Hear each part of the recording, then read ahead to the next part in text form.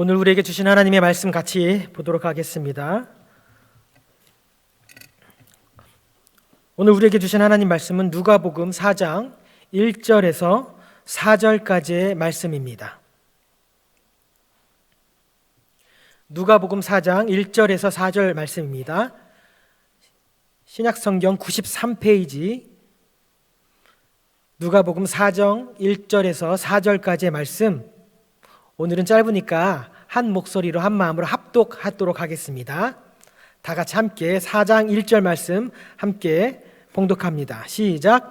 예수께서 성령의 충만함을 입어 요단 강에서 돌아오사 광야에서 40일 동안 성령에게 이끌리시며 마귀에게 시험을 받으시더라. 이 모든 날에 아무것도 잡수시지 아니하시니 날수가 다함에 줄이신지라. 마귀가 이르되 내가 만일 하나님의 아들이거든 이 돌들에게 명하여 떡씨 되게 하라.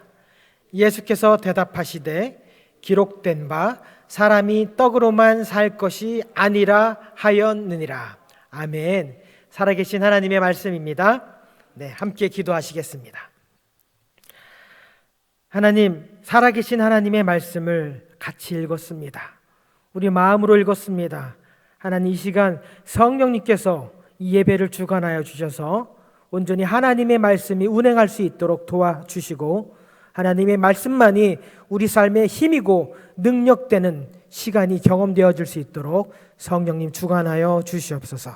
감사드리며 예수님의 이름으로 기도하옵나이다. 아멘. 예수님께서 성령의 충만함을 입어 요단강으로 돌아오셨다라고 오늘 본문 1절이 기록하고 있습니다. 사실 우리가 다루지 않았던 3장의 마지막 부분에 21절, 22절에 보면 예수님께서 요단강가에서 세례 요한에게 세례를 받는 사건이 기록되어 있습니다. 많은 사람들이 요한 앞으로 나와서 그 죄사함을 받게 하는 세례를 베풀었습니다. 그리고 예수님도 그곳에서 다른 사람들과 함께 세례를 받았는데 특별히 예수님의 세례에는 다른 사람과 다른 특징이 나타납니다. 예수님은 세례를 받으신 후에 기도를 하셨습니다.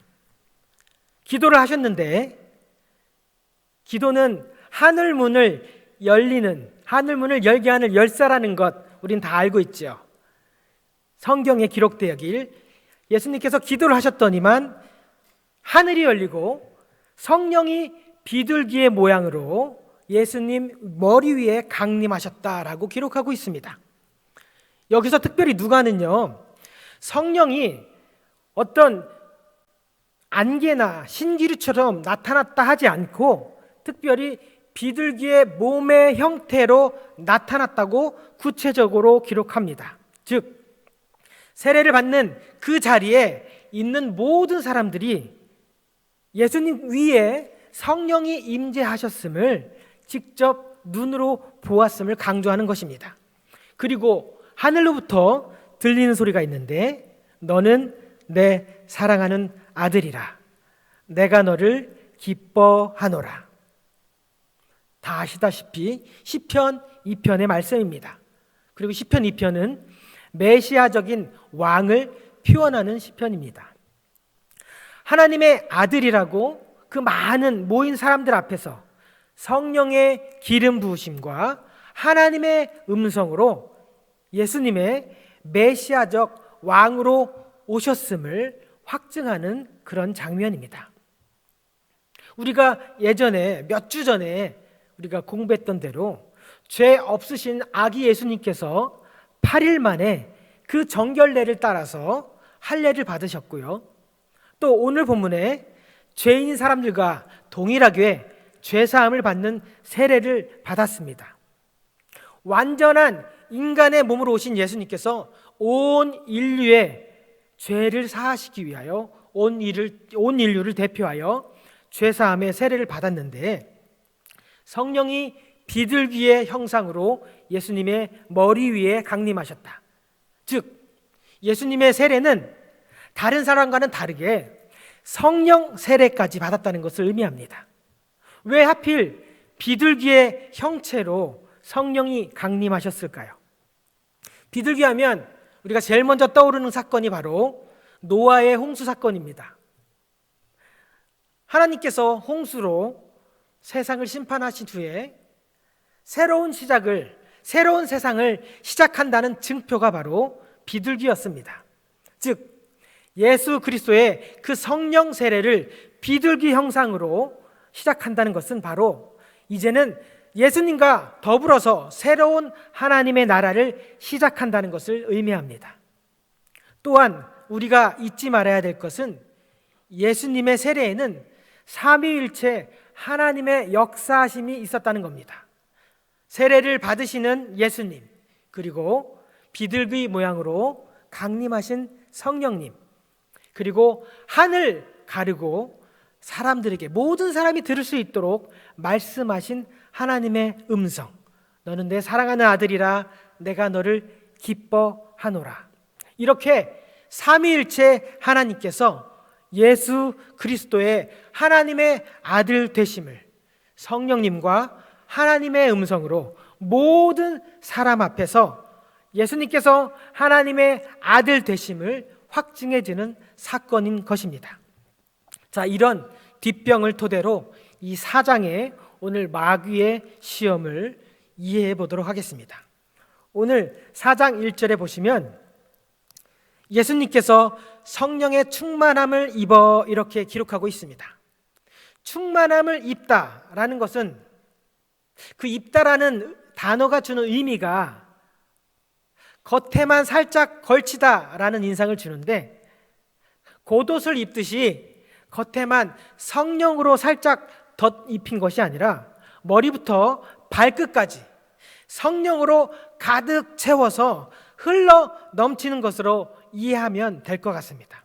그렇기에 이어지는 1절 후반부에 성령에게 이끌리시며 라는 의미도 요단강에서 돌아와 성령님께서 광야로 들어가라고 지시하셨다라는 것이 아니라, 그런 의미라기보다는 예수님께서 요단강에서부터 나오시고 광야로 들어가시고 그리고 40일 내내 시험 받으시는 내내 성령님의 인도 아래 있었음을 의미한다고 보는 것입니다. 즉 성령 충만이라는 것은요, 어떤 이적과 기적 이런 현상적인 것이 아니라 하나님의 계획과 섭리 가운데 계속해서 하나님의 뜻대로 성령의 인도하심으로 시험 받는 내내 성령님께서 그 시험 가운데 함께 거하시고 함께 이겨내시도록 도우심을 의미하는 것입니다. 그래서 우리도 성령 충만하기를 기도해야 되는 것입니다. 그래야 성령님께서 우리의 모든 인생 여정길 가운데 내 뜻, 내 만족, 내 유익이 아니라 오직 하나님의 뜻, 하나님의 계획대로 살 수 있도록 성령님께서 모든 시험과 유혹을 이겨내도록 도와주시기 때문입니다. 단 한 번 사는 인생길 가운데 우리 성령님께서 저와 여러분의 삶의 모든 영역 가운데 함께 하시고 동행하시길 예수님의 이름으로 축복합니다. 자, 그러면 여기서 사단 마귀가 어떻게 예수님을 시험했는지를 좀 더 자세하게 살펴보겠습니다. 3절 말씀입니다. 내가 만일 하나님의 아들이거든 돌들에게 명하여 떡신이 되게 하라. 예수님의 상태를 먼저 우리가 되짚어 볼 필요가 있습니다. 왜냐하면 마귀는 먼저 예수님의 그 줄이신 육적인 연약함을 공격했기 때문입니다. 마귀는 우리의 연약함을 아주 잘 알고 있기 때문입니다.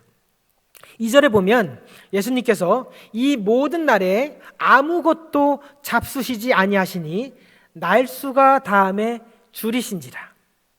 예수님께서 온전한 인간의 모습으로 오셨다는 것을 실제적으로 아무것도 드시지 않으셨기 때문에 배고프셨고 줄이셨음을 기록하고 있습니다. 40일 동안 아무것도 드시지 않은 상태, 금식을 한 연약한 육신의 상태입니다. 그리고 이 배고픔의 시기를 지나서 금식을 해본 분들은 다 아시겠지만 위와 장이 달라붙는 그 고통의 상태, 일반인들은 아마 더 이상 서 있거나 앉아 있을 기력조차도 없는 그런 상태, 그래서 누워서 정신력으로 버텨야만 하는 상태가 바로 40일의 금식 기도인 것입니다. 가끔 보면 40일 금식 기도 중에 목숨을 잃었다는 소식도 간간히 들립니다. 이처럼 40일 금식 기도는 정말 목숨을 내어 걸고 하는 그런 간절함에서부터 나오는 그런 기도입니다. 그러니 우리도 함부로 나도 한번 예수님처럼 해봐야지 조심하셔야 됩니다. 예수님께서는 성령의 충만함으로 성령에 이끌리셔 광야로 들어가셨고, 거기에서 이 하나님의 공생의 사역을 시작하기 전에 자기 자신을 준비하기 위해서 40일의 금식 기도를 시작하셨습니다. 사단이 이 예수님의 배고픔, 연약함을 보고 그리고 유혹하며 시험합니다. 만일 내가 하나님의 아들이거든 이 돌들에게 명하여 떡이 되게 하라. 저희가 이 시험이 예수님의 40일의 금식 기간 중에 정확히 며칠째 되었는지는 알 수는 없습니다. 그러나 분명 예수님의 그 육신의 연약함과 고통이 최고조에 이르렀을 때, 유혹에 넘어가기 가장 그 연약할 그쯤에, 그러니까 즉 40일이 거의 다 되었을 때, 육신이 더 이상 버틸 수 없는 그 즈음에 사단은 떡이라는 아주 달콤한 유혹으로 예수님을 유혹합니다. 그리고 속삭이는 거죠. 마치 에덴 동산에서 하와에게 속삭였던 아주 간교한 뱀처럼, 하나님의 아들이지만 육신의 몸을 입고 있잖아. 얼마나 힘들어. 그러니까 이 돌을 떡으로 만들어 먹으면 더 이상 배고플 필요가 없는 거야. 아니, 사람은 먹어야 살지. 지금 안 먹으면 육신의 몸은 버티지 못할 거야 라고 하면서 예수님께 유혹을 던지는 거죠. 아니, 먹어야 사명을 감당할 거 아니야. 이제 시작인데 빨리 먹어야 돼. 마귀는 가장 달콤한 유혹으로 인간의 육신의 몸으로 입고 오신 가장 연약하고 더 이상 버틸 수 없는 그때에 예수님의 그 육신의 연약함을 해방시켜줄 그 떡으로 예수님을 유혹합니다. 그뿐만 아니라 이제 공생의 사역을 시작할 예수님, 사람들에게 하나님의 나라를 선포하셔야 될 그 예수님한테 그 사명을 감당하려면 이 돌들을 떡으로 바꾸어 먹어야 하나님의 사명을 감당할 수 있다고 속삭이는 겁니다. 사단은 그렇게 우리에게 다가옵니다. 아주 세련된 방법으로 다가옵니다. 하나님의 사명을 감당하기 위해선 배고프면 안 된다는 거죠. 아니, 배고픈 사람이 어떻게 하나님의 일을 해? 가난하면 안 돼. 아니, 가난한 사람이 어떻게 하나님의 일을 하냐고. 사람들에게 우습게 보이면 안 돼. 하나님의 일을 하려면 우습게 보이면 안 돼. 마귀는 우리에게 이렇게 속삭입니다. 우리의 연약함을 들먹입니다. 우리의 자존심을 건드립니다. 때로는 우리의 상처, 우리의 트라우마를 기억나게 하면서 속삭입니다. 옛날에도 당했잖아. 또 바보같이 당할 거야. 이렇게 과거의 트라우마까지 들먹입니다. 우리의 연약함, 우리의 과거를 우리 주님만 아시면 좋으련만 사단도 알고 있다는 게 너무나 슬픕니다. 그리고 이 사단이 좀 때로는 농땡이도 치고 느긋하게 대충 이렇게 자기 일을 했으면 좋으련만 너무나 열심히 세상 곳곳을 돌아다니며 자기에게 맡겨진 일, 그거를 삼킬 자를 찾아서 다니는 게 문제입니다. 베드로전서 5장 8절이 기록하죠. 근신하라, 깨어라. 그렇지 않으면 너희 대적 마귀가 우는 사자, 이 배고픈 사자처럼 두루두루 다니면서 삼킬 자를 눈 크게 바라보면서 찾고 있다라고 기록하고 있습니다. 우리의 대적 마귀가 두루두루 안 가는 곳이 없을 정도로 그 중에 연약한 자를 찾아서 삼킬 자를 찾아서 두루두루 돌아다닌다는 겁니다. 그러면 우리는 어떻게 해야 됩니까? 베드로전서 5장 9절에 이어지는 말씀에 보면 이렇게 기록되어 있습니다. 너희는 믿음을 굳게 하여 그를 대적하라. 이는 세상에 있는 너희 형제들도 동일한 고난을 당하는 줄을 알미라. 즉 고난 중에 있을지라도 우리의 믿음을 굳건히 하여서 마귀를 대적하라고 나옵니다. 아니 근데 우리가 어떻게 마귀를 대적합니까? 우리는 힘도 지혜도 능력도 마귀랑은 적수가 안 될 것 같은데, 이런 생각이 드시죠? 그런데 해답이 있습니다. 해답은 그 다음 절 5장 10절에 나와 있습니다. 제가 읽어드리겠습니다. 모든 은혜의 하나님 곧 그리스도 안에서 너희를 부르사 자기의 영원한 영광에 들어가게 하시니가 잠깐 고난을 당한 너희를 친히 온전하게 하시며 굳건하게 하시며 강하게 하시며 털을 견고하게 하시리라. 아멘. 우리를 대적하라 하시는데, 마귀를 대적하라 하시는데 우리의 힘이 아니라 모든 은혜의 하나님께서 우리를 온전하게 하시고 굳건하게 하시고 강하게 하시며 털을 견고하게 하신다라고 약속하고 있는 것입니다. 그러니 우리는 온전히 어떻게 하면 될까요? 하나님의 말씀만 붙잡고 믿음을 굳건히 하면 되는 겁니다.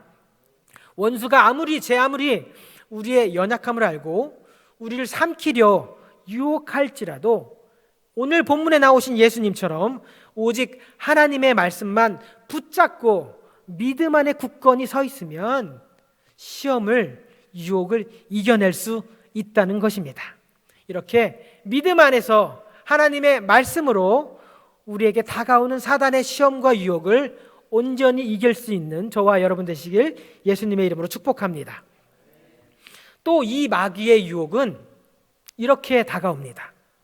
하나님의 아들이라면 너에게 주신 그 메시아적 권능, 하나님 아들의 권능을 너를 위해서 사용하라고 지금 시험하고 있는 것입니다.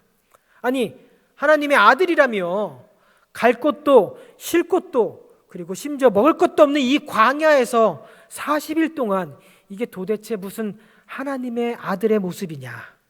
지금 네가 갖고 있는 능력을 사용하여서 당장 배고픔에서 벗어나라고 유혹하고 있는 것입니다.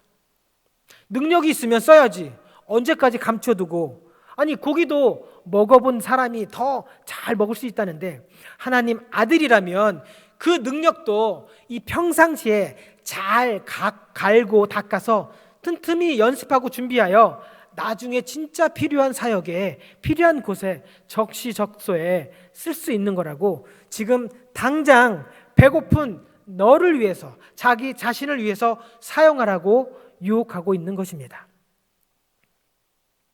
다른 말로 하면 사단은 지금 하나님의 능력, 메시아의 능력을 오직 나만, 내 자신을 위해서 사용하여서 하나님의 말씀에 불순종하라고 유혹하고 있는 것입니다.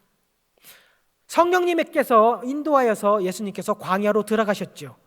광야로 인도하신 하나님의 뜻은 무엇이었습니까? 온전한 육신의 몸을 가진 인간의 그 한계와 배고픔, 힘들고 고되고 죽을 것 같아도 인간적인 그 육체의 한계에 마지막 부닥치는 그 40일 금식 기도를 하면서 참아내고 인내하여 하나님의 뜻에 순종하라는 것입니다. 그런데 이 사단 마귀는 아담이 하나님 말씀에 불순종하게 만들었던 것처럼 성령님의 인도하심으로 광야에 들어갔고 성령님의 인도하심으로 40일의 금식 기도를 하고 계신 이 예수님께 당장 너의 능력을 써서 배고픔을 없애고 하나님 말씀에 불순종하도록 유혹하고 있는 것입니다. 우리도 때로는 이런 유혹이 찾아옵니다. 세상에는 좀 더 편한 방법, 좀 더 쉬운 방법, 아니 굳이 쉬운 길이 있는데 왜 이렇게 굳이 먼 길로 돌아가고 어려운 길로 가야만 되는지 우리도 고민할 때가 많습니다. 저희 집을 나오면 교회로 가려면 반드시 유턴을 해야 됩니다. 그런데 첫 번째, 두 번째, 세 번째가 모두 유턴이 금지되어 있습니다. 아이들과 함께 교회에 오는 저로서는 때로는 시간을 좀 단축하기 위해서 유턴을 해서 시간을 단축하고 싶을 그런 유혹이 많이 듭니다. 언젠가 시간이 너무 늦어져서 바로 첫 시간에서 유턴을 했더니 우리 아이들이 이구동성으로 뒷좌석에 3명이 도로를 타고 있는데 아빠 불법이에요 라고 하는 겁니다. 그때 변명을 해야 되니까 너무 늦을 것 같아서 다음부터 안 할게 라고 말을 했지만 제 얼굴은 화끈거렸습니다. 우리 아이들도 언젠가는 운전을 해야 되고 신호등과 교통법규 그리고 표지판 이 모든 것들을 잘 준수해야 될 텐데 어렸을 때부터 불법으로 유턴하는 아빠의 모습을 보면서 자라난 아이들은 언젠가는 아빠도 그랬는데 나도 시간이 없는데 나도 늦으면 안 되니까 라고 하면서 불법을 저지를 것을 상상하니까 안 되겠다. 그래서 저도 결단을 내렸습니다. 아무리 교회 가는 시간이 늦어져도 적어도 우리 집 앞에서는 불법 유턴을 하지 말자. 그래 단 조건이 있습니다. 조건이 뭐냐면 적어도 아이들이 뒤에 타고 있을 땐 유턴하지 말자. 그리고 적어도 우리 집 앞에서만은 유턴을 하지 말자. 이뿐이겠습니까? 우리 삶에는 무진장 많은 그 꼼수와 유혹이 질비해 있습니다. 이번 한 번만 넘어가면 모든 게 만사오케 될 때가 있지요. 이번 한 번만 저 성도를 눈 감아주면 너, 나, 우리 모두가 다 편해질 때가 있습니다. 그럴 때 우리가 스스로 고민해 봐야 됩니다. 혹시 이것이 원수 마귀가 주는 생각이 아닐지 고민해 봐야 되는 겁니다. 예수님도 육신의 몸이 지쳐서 더 이상 버틸 수 없는 그 한계의 상황에서 이번 한 번만 저 돌들을 떡으로 만들어 먹으면 인간적인 그런 생각이 들었을 겁니다. 그러나 예수님은 고민하지 않고 그 마귀의 유혹을 하나님의 말씀으로 물리치셨습니다. 신명기 8장 3절입니다. 다 아는 말씀인데 너를 낮추시며 너를 줄이게 하시며 너도 알지 못하며 내 열조로 알지 못하는 만나를 내게 먹이신 것은 사람이 떡으로만 사는 것이 아니요 하나님의 입에서 나오는 모든 말씀으로 사는 줄을 내게 알게 하려 하심이라 라고 고백하고 있습니다. 사람은 떡만 먹어서는 살 수 있는 존재가 아니다. 떡도 필요하지만 근본적으로 하나님의 모든 말씀이 필요한 존재다라고 마귀에게 예수님은 확고하게 더 이상 반문할 수 없도록 확고하게 말씀하셨습니다. 이 땅에 우리가 발을 딛고 사는 동안에 우리에게는 떡이 필요합니다. 그렇지만 떡은요 우리의 육신을 위해서 필요한 것입니다. 하나님께서 흙으로 사람을 지으시고 그리고 그의 코에 하나님의 생기를 불어 넣으셨지요.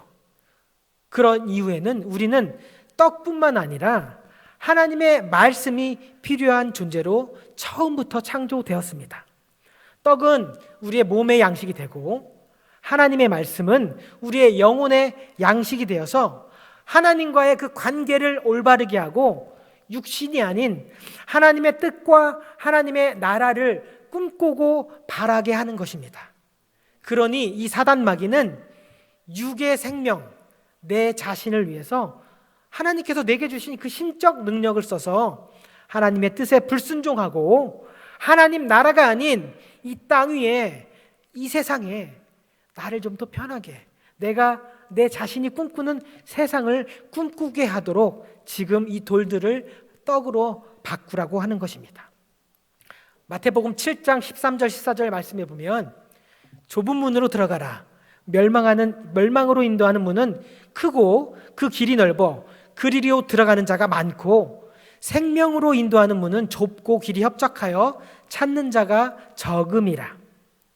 이 땅을 밟고 사는 동안에 분명 좁은 길을 찾는 사람은 많지 않다라고 성경은 기록하고 있습니다. 대부분의 사람들은 쉽고 편하고 넓은 길을 택하여 이 땅 안에서 편안함과 안락함을 찾을 것입니다.